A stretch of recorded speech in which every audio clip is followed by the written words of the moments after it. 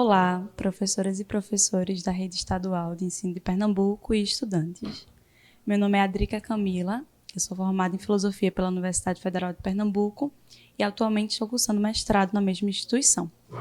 Dando prosseguimento aos nossos estudos, aos nossos debates hoje, seguindo a apresentação do professor Tiago, nós iremos agora conversar um pouco sobre o que é racismo epistêmico. Levando em consideração, principalmente, também que o racismo epistêmico é um braço, é uma consequência direta do racismo estrutural que foi falado sobre pelo professor Tiago Reis.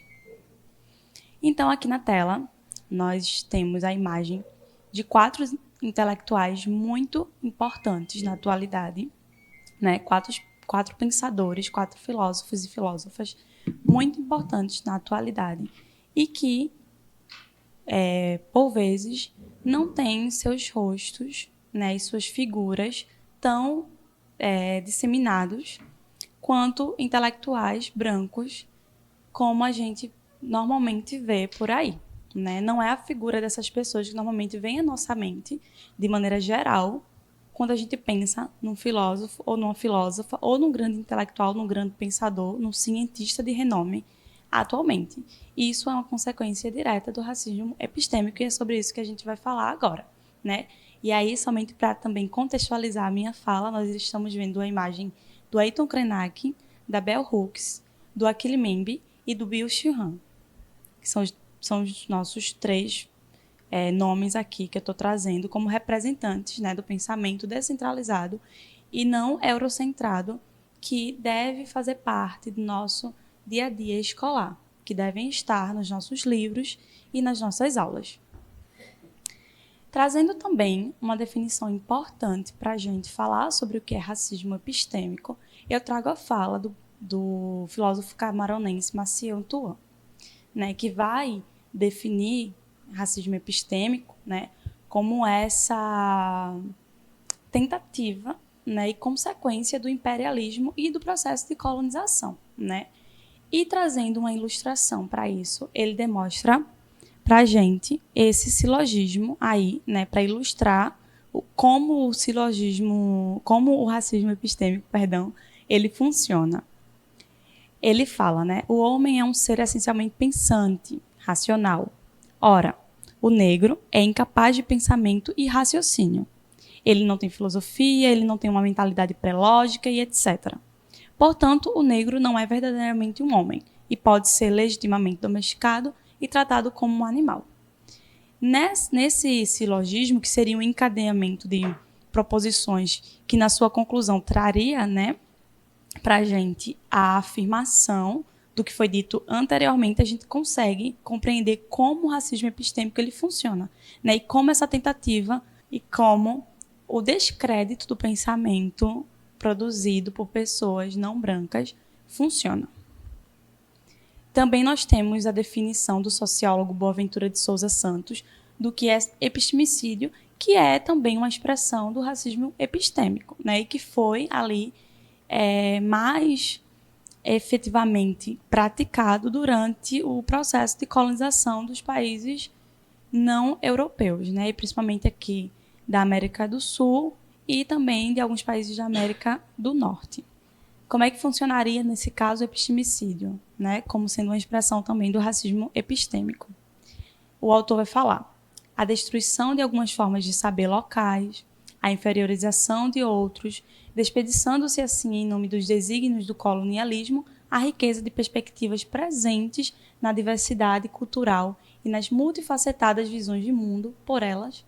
E o que é que a gente tem? A gente tem um eurocentrismo enraizado nos propósitos do colonialismo e do imperialismo europeu, se desfazendo, apagando e deslegitimando o pensamento produzido fora desse eixo, por povos nativos, por povos ameríndios.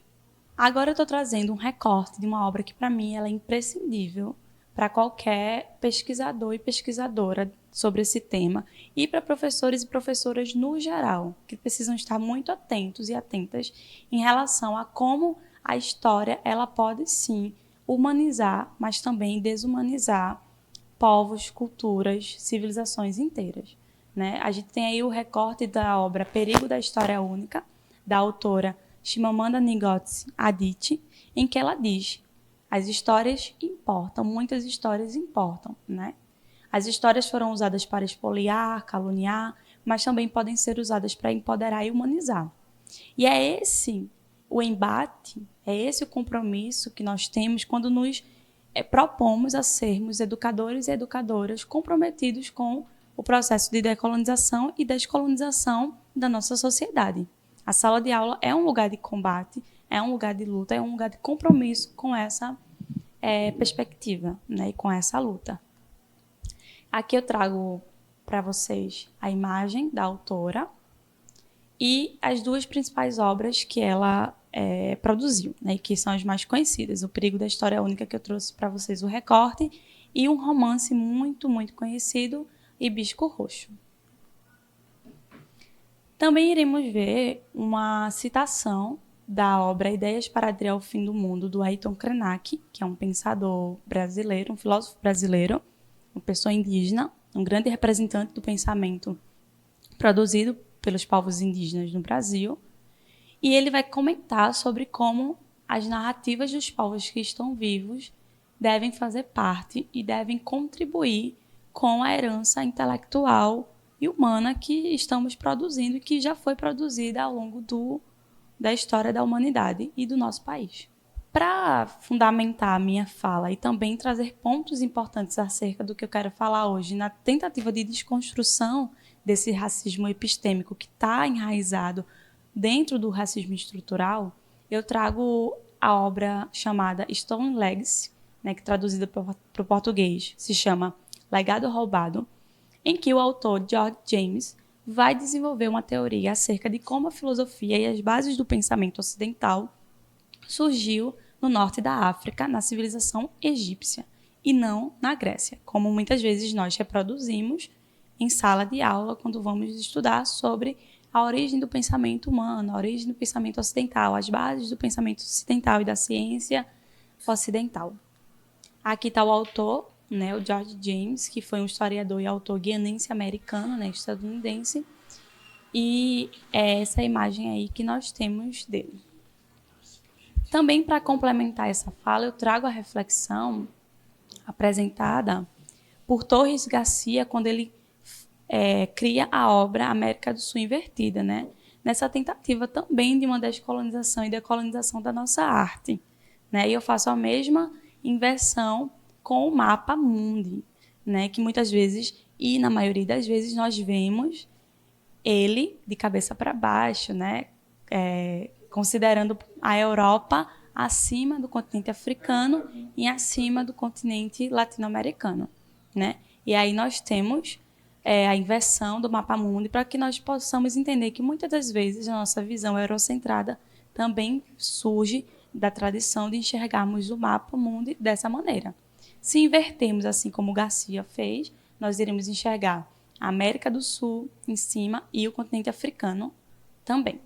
E essa é uma tentativa de inversão do nosso pensamento, das nossas bases, dos nossos eixos.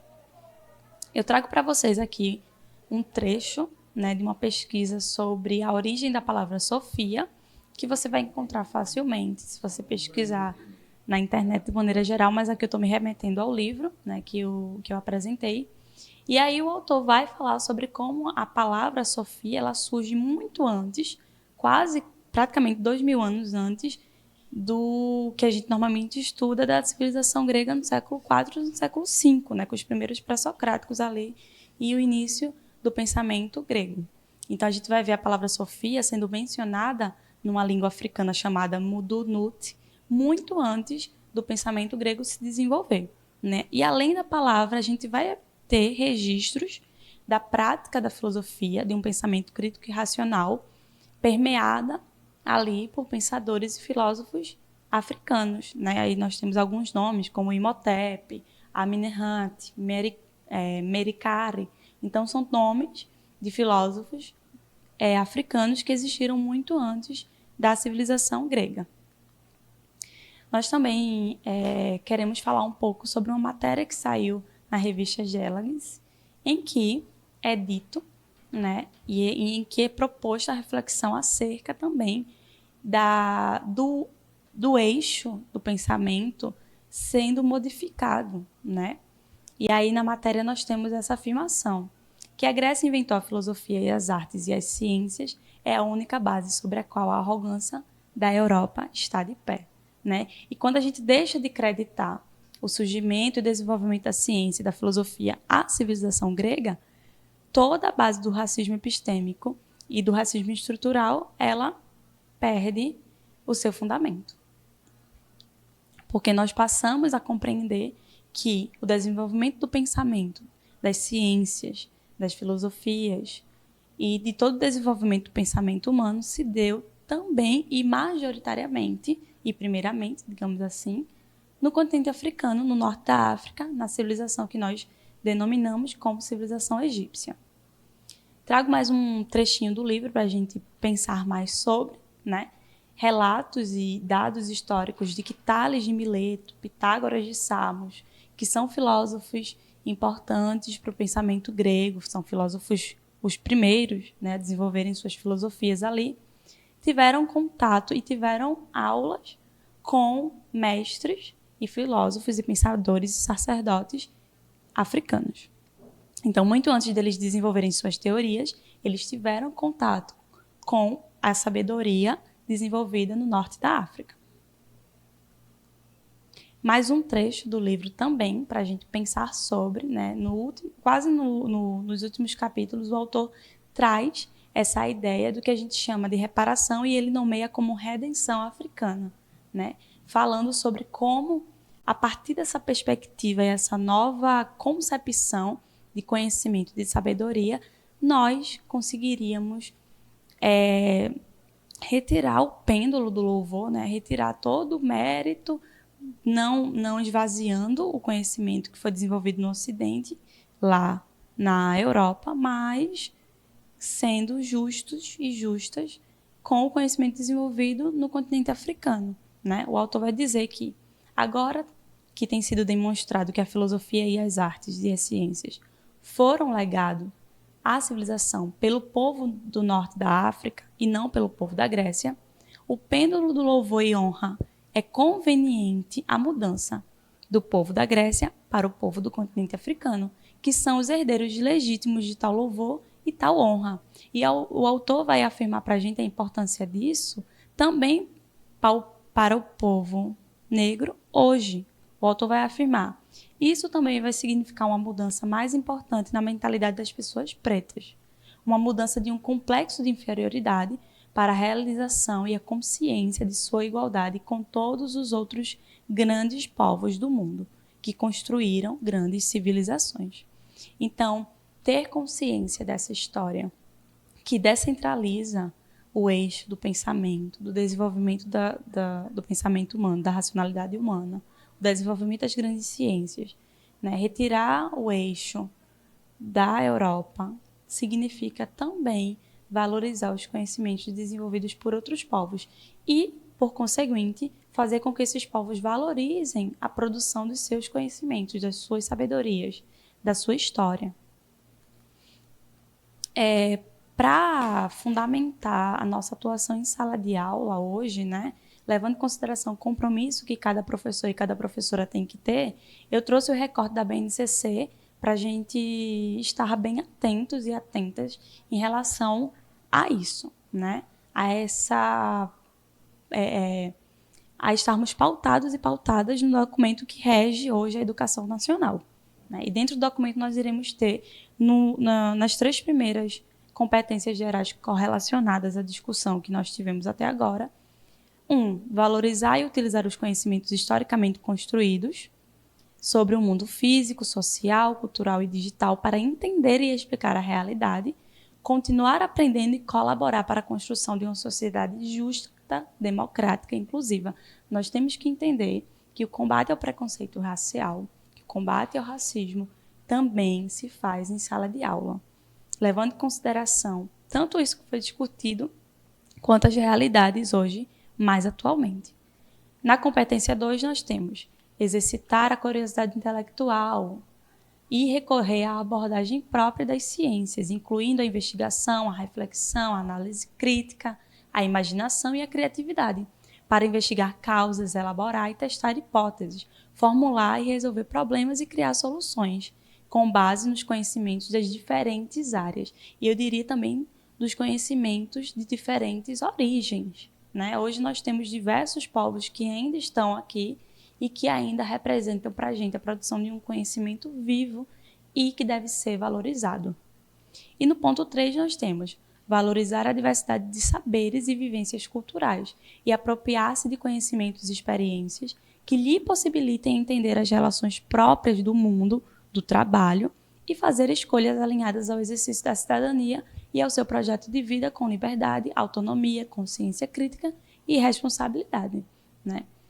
Então, valorizar a diversidade de saberes, que para mim é a principal linha assim, dessa terceira competência, já nos permite pautar as nossas aulas, os nossos materiais, né, em saberes que são múltiplos, né, e que são diferentes, levando em consideração as suas multiplicidades e as suas diferenças. Por último, e para fechar a nossa discussão, eu trago, né, a fala do autor Yeye Aquilimali Funayolade, 2014, né, uma fala de um discurso que ele proferiu, em que está dito, né, não há nenhuma razão para qualquer um acreditar em George James, né, em toda a teoria sobre o surgimento da filosofia sendo originária na África. Mas todos devem encontrar o seu próprio caminho para a sua própria salvação. Um povo sem passado, diz o ditado, é como uma árvore sem raízes. Ninguém que não tenha lido O Legado Roubado deve ser autorizado ou autorizada a ensinar a história africana. Ninguém que não tenha lido O Legado Roubado deve considerar-se educador ou educadora. Não acredite, estude. Então, nós estamos aqui, né, para refletir sobre essas temáticas, sobre esses pontos, sobre essas problemáticas que não surgiram de agora, que têm fundamentos muito mais antigos e que, para entender, sim, o racismo, como ele se expressa atualmente, nós precisamos estudar a história que veio antes e compreender também que a contribuição dos povos não europeus, a contribuição dos povos nativos, dos povos africanos, também faz parte da construção do saber humano, né? e da herança intelectual que nós devemos guardar e reproduzir hoje. Então, é um compromisso de cada professor e de cada professora, independentemente, inclusive, da disciplina, conhecer e propor essas reflexões em sala de aula. Agradeço e as referências bibliográficas estão aí na tela para vocês consultarem depois.